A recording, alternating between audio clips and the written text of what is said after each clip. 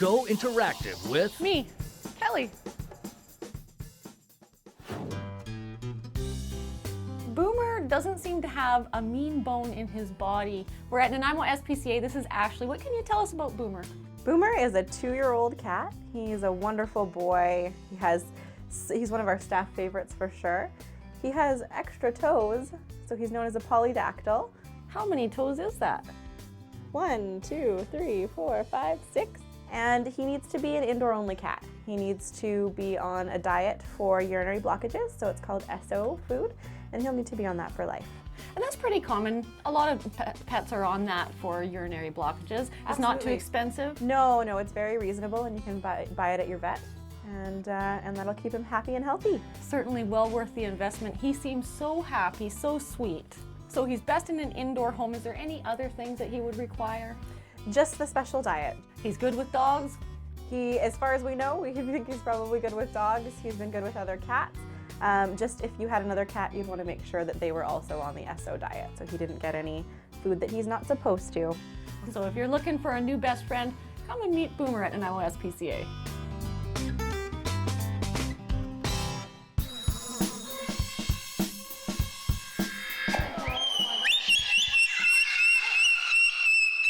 The World Parrot Refuge is a home for life to over 900 parrots.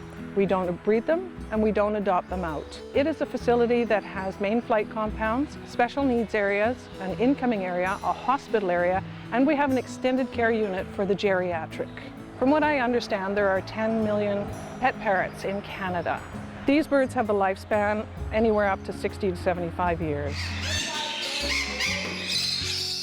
Parrots in general are very difficult pets. They're very high maintenance pets. A lot of people don't understand that. They like them because they're colorful and they're intelligent. They sing, they talk, they laugh, they dance, they do funny little things. But once you get them into your home, you find that they're very destructive and they're very loud.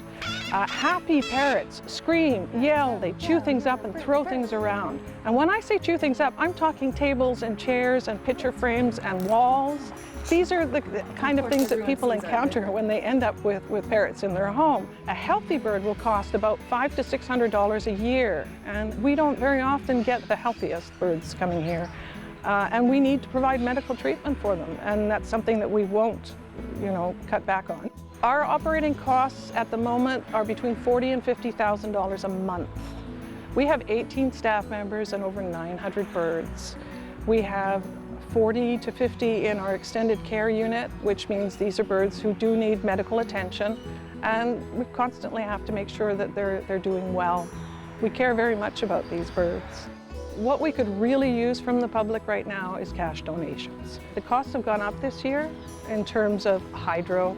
In fact, seeds and nuts have gone up. Almonds have over doubled in price. Walnuts have gone up. These are things that are a staple part of these birds' diet. If there are any tradespeople that are willing to donate time to help us with some maintenance issues, we would really appreciate that as well. Carpenters, electricians, and people who have those kinds of skills. So if you're retired and you want something to do, come up and help us out. We could really use your help.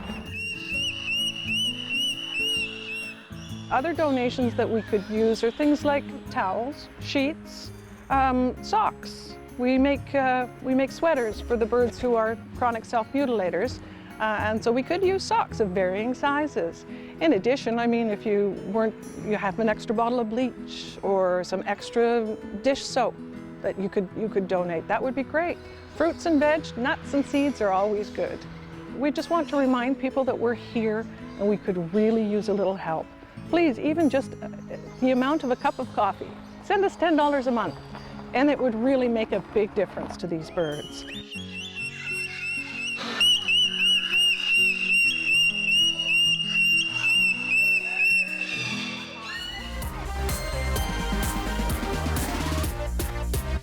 Mommy and Daddy told me everything was gonna be just fine, but I'm not so sure. There's an actor in every room. I'm not it. Here at the facility from Island Haunt Productions, it's on now until Halloween night every day except Sunday from 7 until 11. We're going to join Reggie Cobley on Sombrio Beach, but first, here's Annette Lucas. Bouncing off the walls kind of comes natural.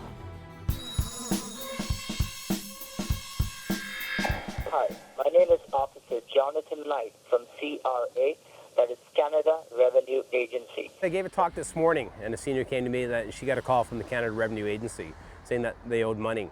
That fraud is quite prevalent. It's making its way across Canada. And they have the audacity to say, "Hi, I'm Officer Tony Smith," or something else.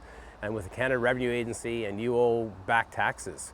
If you don't pay the money immediately, we'll issue a warrant for your arrest. And they're quite threatening, very aggressive. The reason for the urgency is that we have found misconduct on your tax papers, because of which you are found suspicious and under federal investigation. So we're telling the people, if you get something like that, simply hang up. But even more so, there's an educational component to it. And what we're finding is that they have to know that the Canada Revenue Agency would never do that. They would never ask for personal information. And if they leave a message, they would never leave personal information on the phone. They'll never ask for a driver's license. They'll never ask for your social insurance or personal health information. So it is a scam. If you received one of these phone calls, the Canada Anti-Fraud Agency wants to know about it. Go to their website and report the incident. And we know for a fact that only about 30% of all the frauds are ever reported. So it's important that we get this, because we have criminal analysts who can take that information and gather it and find out where the trends are developing. If they're targeting a certain area of the province, then we increase our crime prevention component in that area.